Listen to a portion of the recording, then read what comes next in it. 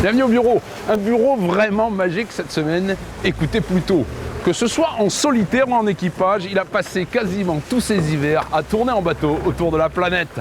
Il y a quelques mois, ce marin d'exception met à l'eau une machine infernale pour la route du Rhum. Thomas Coville nous reçoit à bord de son nouveau Sodebo pendant une sortie d'entraînement en baie de la Trinité-sur-Mer, en Bretagne. Thomas est un peu occupé là en ce moment, on le retrouve tout à l'heure quand ça sera un petit peu plus calme. Avec 8 points d'avance au classement général, l'équipage de Marazzi remporte une victoire magistrale à la première édition de Marseille One Design.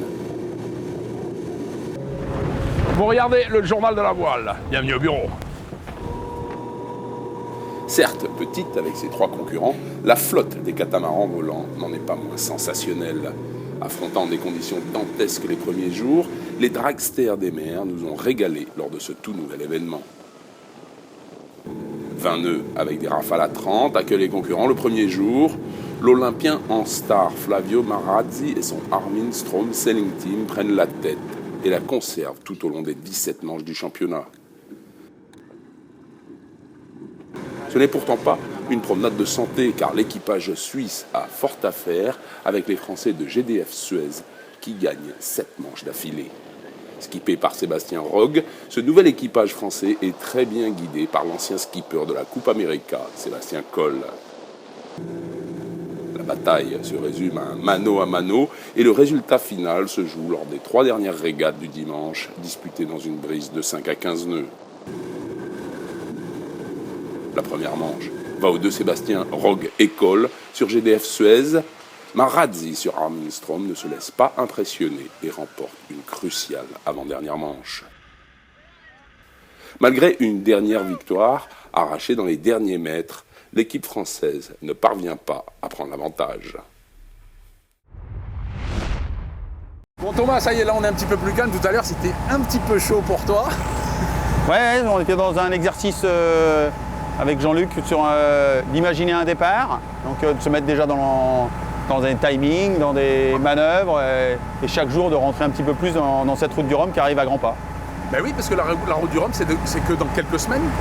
C'est dans 6 semaines, donc ça arrive super vite. Et c'est vrai que depuis le début de ce projet de Sodebo Geronimo, on est dans un timing serré et qu'il n'y a vraiment aucun moment perdu, quoi. Et chaque sortie, même une sortie avec des invités, on essaie effectivement de la mettre à profit.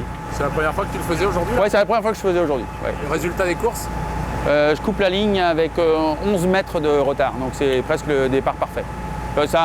Si je fais ça au départ de la route du Rhum, je signe tout de suite. Non, mais c'était. Oui, c'est énorme. C'était plus, on essaie d'être méthodique, d'être rigoureux et encore une fois de jamais laisser une sortie être vierge de tout enseignement.